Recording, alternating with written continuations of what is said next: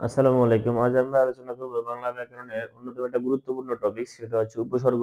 চাকরির পরীক্ষায় এখান থেকে প্রতিটা পরীক্ষায় এভেলেবেল প্রশ্ন এসেই থাকে। প্রথমে জানবো উপসর্গ কি। উপসর্গ কি এটাও প্রশ্ন আসে। উপসর্গ হচ্ছে যে এমন কিছু বর্ণ বা বর্ণ সমষ্টি যা কোনো ধাতু বা শব্দের পূর্বে বসে নতুন শব্দ সৃষ্টি করতে পারে, শব্দের অর্থের পরিবর্তন করতে পারে, সংকোচন করতে পারে, প্রসারণ করতে পারে। এই ধরনের ঘটনাগুলো যদি ঘটে তাহলে তাকে আমরা উপসর্গ বলি। যেমন বাংলাতে খাঁটি বাংলা উপসর্গ কয়টি? খাঁটি বাংলা উপসর্গ হচ্ছে 21টি। কয়টি? 21টি। এটা মনে রাখবেন। ওই যে আমাদের মাতৃভাষা দিবস কবে? 21 তারিখ। খাঁটি বাংলা উপসর্গ হচ্ছে 21টি। আর তৎসম উপসর্গ হচ্ছে 20টি।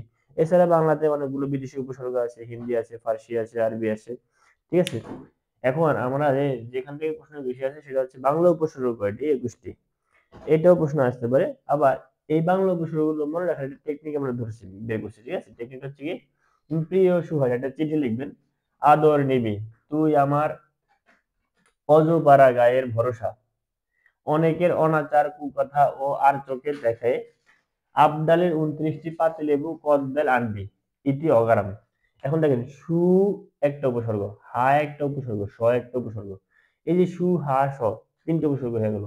আদর আ একটা উপসর্গ, নি একটা উপসর্গ, বি একটা উপসর্গ, আ একটা উপসর্গ, অজ একটা উপসর্গ, ভর একটা উপসর্গ, সা একটা উপসর্গ, অ একটা উপসর্গ, অন একটা উপসর্গ, কু একটা উপসর্গ, আর চোখের আর একটা উপসর্গ, আবডালের আর একটা উপসর্গ, 29টির উন একটা উপসর্গ, পাতি লেবুর পাতি একটা উপসর্গ, কদ বেল কদ বেল সরি কদ এই কদ বেলের কদ একটা উপসর্গ, এখানে আনবি আন আন একটা উপসর্গ, ইতি একটা উপসর্গ, অ একটা উপসর্গ, রাম একটা উপসর্গ।